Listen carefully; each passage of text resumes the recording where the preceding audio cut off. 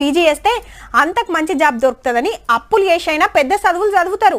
ఇంత చదివి సర్కారు కొలువు కొట్టాలంటే మళ్ళా కోచింగ్కు పోవాలి, మళ్ళా పైసలతోనే పని. కాబట్టి ఏదో కంపెనీలో కొలువుకి ఎక్కుదామని అనుకుంటారు. ఇక ఆడ ఏ షిఫ్ట్ ఉంటే ఆ షిఫ్ట్ కురకాలే, ఓ సెలవు ఉండదు ఏముండదు. పుసుక్కున అర్జెంట్ పనున్నా పోవాలంటే పెద్ద కథే ఉంటది. ఇంత చదివి ఇదేం కోసర నాయనా అనిపిస్తుంది. ఇంతకు ముచ్చడేందో చెప్పరాదు అంటుర్రా, చూడుర్రిగా. రైట్, వచ్చినోళ్ళకి వచ్చినట్టు అక్క పానీపూరి వేసుడు, ఇల్లు గుమ్ముడు. బుడపూరలైతే కమ్మగునే అనుకుంటా దంచుడే దంచుడు. ఏ పానీపూరి బండి కాడికి పోయినా గిట్లనే ఉంటది అని అల్కగా తీసేసారు. ఓ పారి బోర్డు చూడుర్రి, ఎం ఫార్మసీ పానీపూరి వాలి. అవు అక్క ఎం ఫార్మసీ చదివి సొంత కాళ్ళ మీద నిలబడాలని కరీంనగర్ ఇట్లా పానీపూరి బండి పెట్టింది. పేరు పూర్ణిమ.